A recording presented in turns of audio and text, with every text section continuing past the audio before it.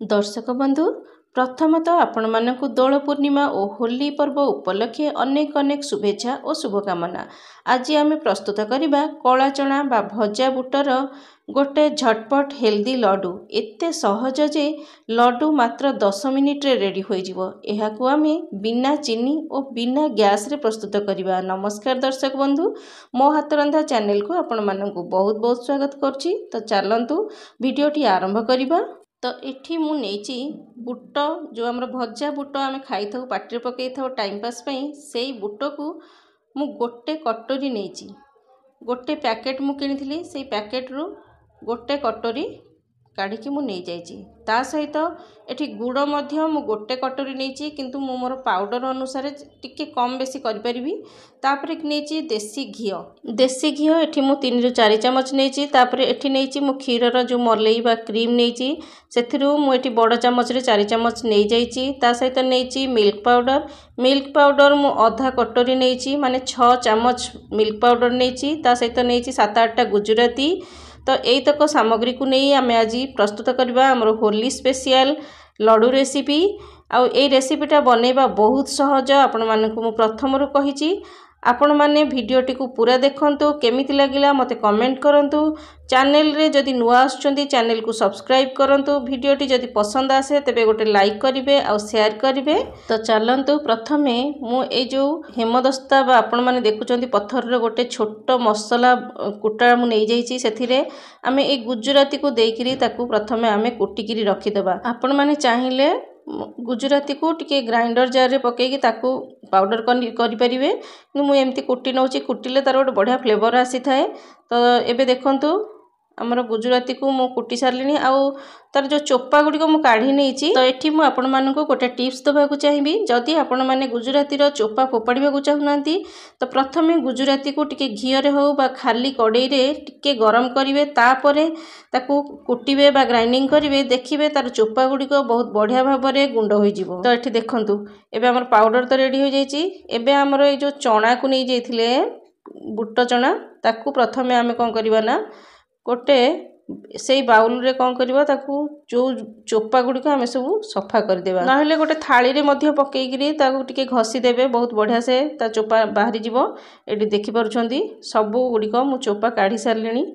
गोटे कटोरी पूरा हमर चना रेडी हो जाइची। आ गोटे प्रकार रे करि परिबे। जदि आपण माने चाहुछंती चोपा छडेबेनी, सेमती ग्राइंडिंग करिके ताकू छाणीबे, तापर जाई कि व्यवहार करि परिबे। तो एठी देखंतु सब बुट डाली गुडी को मिक्सी जार रे देई प्रथमे ताकू गोटे पाउडर बनाई नेबा। तो एठी देखंतु एमती हमर पाउडर बनी गलानी। एठी देखंतु म आपण मानको हाथ रे देखुची हल्का टिके खदड़ लागुची, किंतु अति पॉलिश भी करिवेनी। जेमती हमर सुजी दाना ठु भी आहुरी पतला होईची।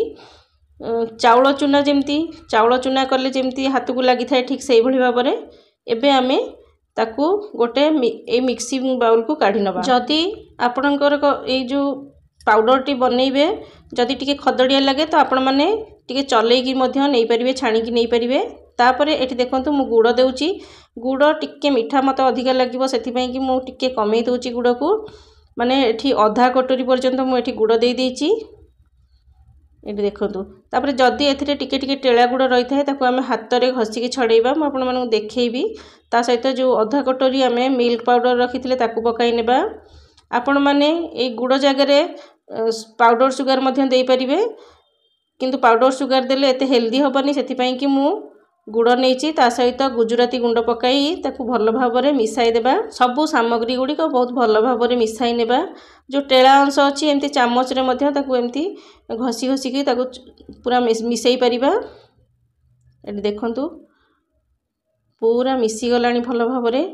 ए मु एटी पाउडर गुड़ नेची। आपण माने चाहिले टेळा गुड़ मध्य नै परिबे। टेळा गुड़ को टिके भल की तरलाई देबे, तापर ताकू व्यवहार करि परिबे। एटी देखंतु मको हाथ रे केमती छडेई नेउची। तापरे आकू भल भाबरे मिसी गला परे एथिरे आमे जो क्रीम रखिथिले ताकू पकाइबा।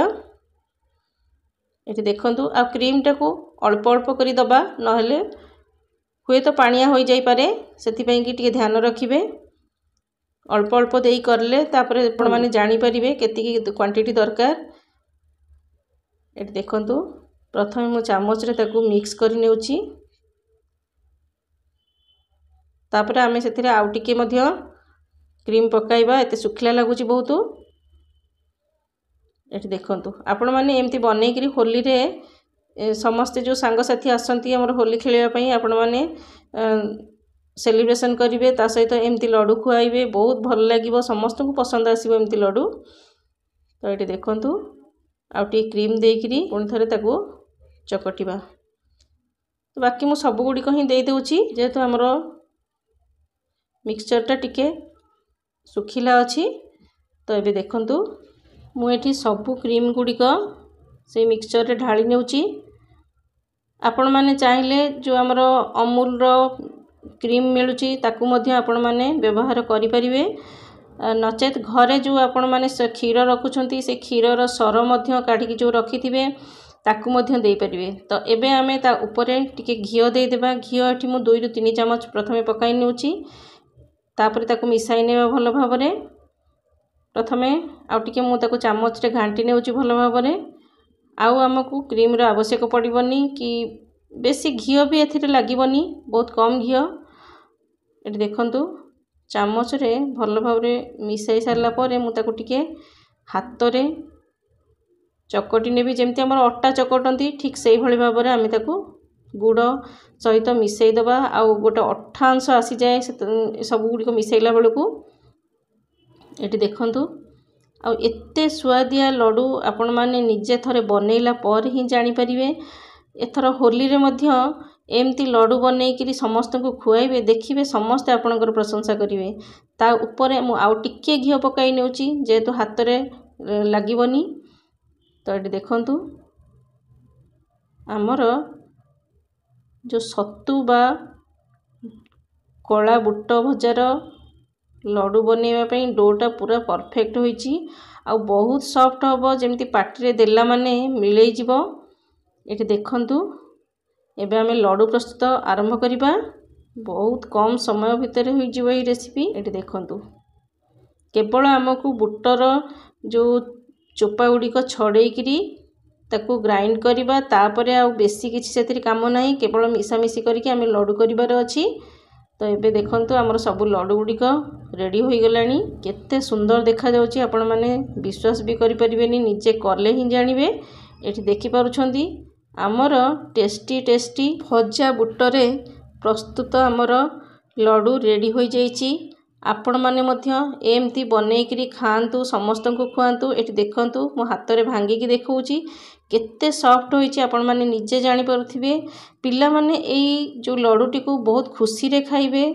समस्त को घरे मध्य हमर बहुत प्रशंसा करिथिले, बहुत भलो लागिथिला समस्त को। सेथि पई एई रेसिपीटा आपण मानक सहित मु प्रस्तुत करी देखाइली। आशा करूची रेसिपीटा आपण मानक समस्त को पसंद आसीथिबो। तो फ्रेंड्स देखा हबो मोर आ गोटे एपिसोड रे आ गोटे नुवा रेसिपी सहित।